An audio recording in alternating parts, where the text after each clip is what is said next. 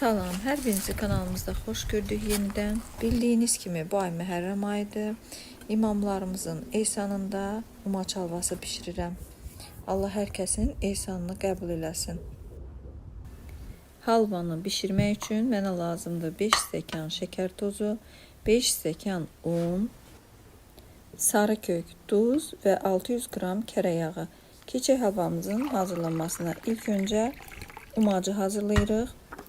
Çox asan bir üsulla umacı hazırlayıram və blenderdən istifadə edirəm. Bunun üçün mən öz blenderimin ölçüsünə görə unu və suyu yarı-yarı eləyəcəm.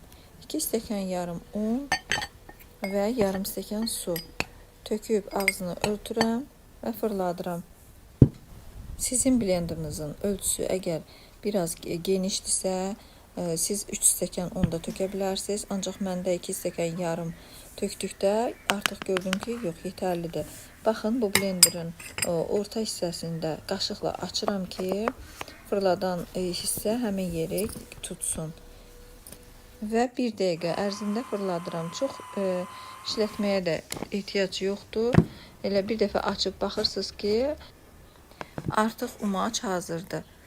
Üstü necədirsə, alt hissəsi də o formada, o ölçüdə alınır. Mən indi bunu tökəndə sizə altını da videonu kəsmədən ardıcıllıqla sizə göstərəcəm. Umacımız çox gözəl alınıbdır. Siz bunu suyun əvəzinə süd də tökə bilərsiniz, südlə də eləyə bilərsiniz. Onda da halva çox dadlı çıxır. Ancaq mən su ilə hazırlamaq istədim. Baxın, dibinə yapışan bir hissə var. Onu da qaşıqla çıxartdım. Eyni ölçüdə, eyni formadadır. Bu üsulla unumuz qalmışdı. Bizim 2 stəkan yarım. Onu da blenderdə deməli fırladacağım 1 dəqiqə. Daha sonra taxtanın üzərinə sərirəm. Umac qurumalıdır və 1 saat ərzində gözləyəcəm. Əgər bura qədər videomuzu izlədinizsə, videomuzu bəyənin və abunə deyilsinizsə, kanalımıza abunə olun ki, kanalımız böyüsün, genişlənsin. Şərbəti hazırlayıram. 5 stəkan şəkər tozu götürürəm. Mənim ölçü stəkanım xrustal stəkanlardandır. Qramla hesablayanda 1 stəkan şəkər tozu 200 qram tutur. Və üzərinə 2 stəkan yarım su tökürəm.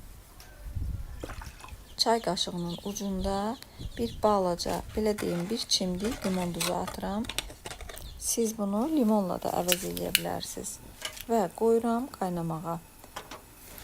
Arada umacımı da qarışdırıram. Altı da tam qurusun. Şərbət qaynağa düşən kimi ona qədər sayıram və götürürəm. Çox qaynatsaq şərbətimiz qatılaşacaq. Allah bütün evlərə, ailələrə imam ehsanı üçün çalınan halvalardan nəsib eləsin.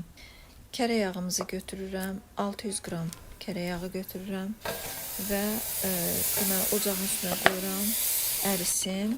Ancaq çox dağılmağını gözləməyəcəm. Biraz ərisin. Qaynağa düşəndə yağ, umacı yağın içinə töküb qovurmağa başlayacağım.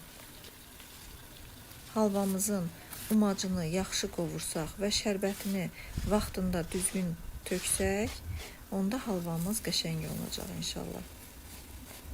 Əlimizi saxlamadan beləcə yaxşı-yaxşı umacı qarışdıra-qarışdıra qovururuq. Duzu halvaya tökərkən imamlarımızın ehsanında bişirdiyimi bir daha deyirəm və duzu əlavə edirəm.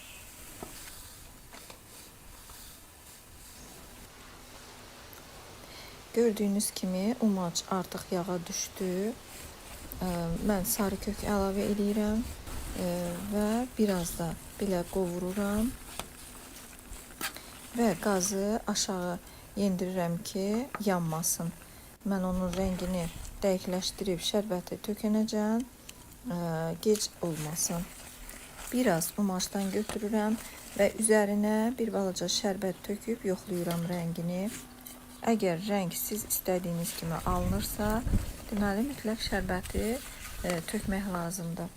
Mənim halvam yaxşı qovruldu, öz yağını buraxdı. Şərbəti yavaş-yavaş tökürəm, qarışdıra-qarışdıra. Şərbəti əlavə edəndən sonra halva çox duru görsənir, ancaq narahat olmayın. Bu biraz qaynayanda qatılaşacaqdır. 4-5 dəqiqə qarışdırandan sonra götürürük ocaqdan. Artıq halvamız hazırdır. Allah qəbul eləsin. Halva bir balaca soyandan sonra tam soymağını gözləmirik. Boş qaplara yığırıq.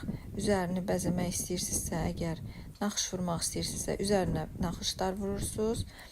Görürsünüz necə yumşaq, gözəl, hər şeyi öz yerində halvamız alınıbdır. Eysanı paylamaq üçün biraz da yuxa arası dürümlər hazırlayacağım. Əgər videomuzu bəyəndinizsə, şərh bölməsinə yorumlarınızı yazın, bəyən düyməsini basın və inşallah növbəti videolarımızda görüşənədək salamat qalın, Allaha əmanət olun. Allah bütün bişən eysanları qəbul eləsin inşallah.